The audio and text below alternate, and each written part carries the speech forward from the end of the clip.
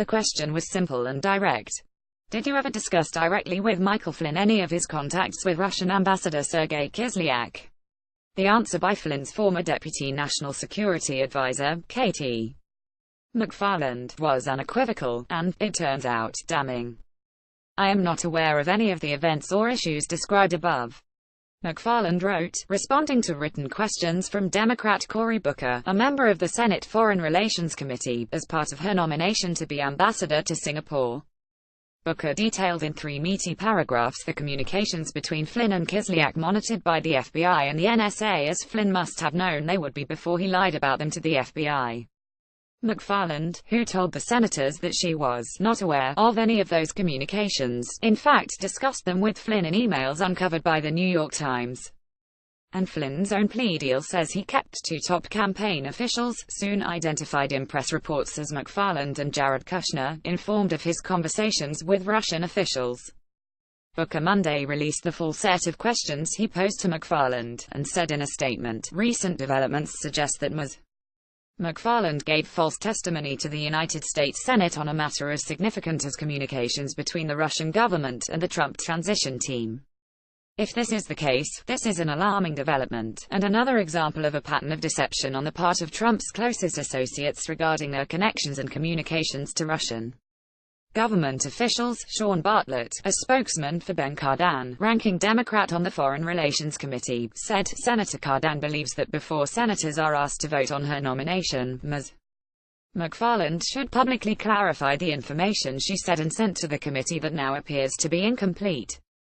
The onus is on her. In an email exchange on December 29 that was forwarded to 6 other Trump advisors, including Steve Bannon, Reince Priebus and Sean Spicer, she wrote that President Obama was trying to box Trump in diplomatically with Russia by sanctioning the nation for its interference in our election, and that doing so would have negative implications for Trump's dealings with other countries, notably Iran and Syria.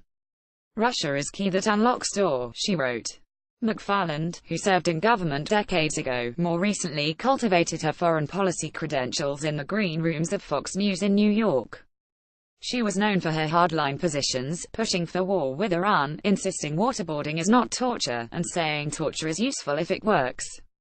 She got to know Flynn, Donald Trump Jr., and Eric Trump through seeing them in the green rooms, and had Flynn as a guest on her online talk show at least 3 times. As the two grew close, she was sometimes called Flynn's brain, a dubious distinction in the best of times, and now a moniker that's drawn her into the Russia investigation.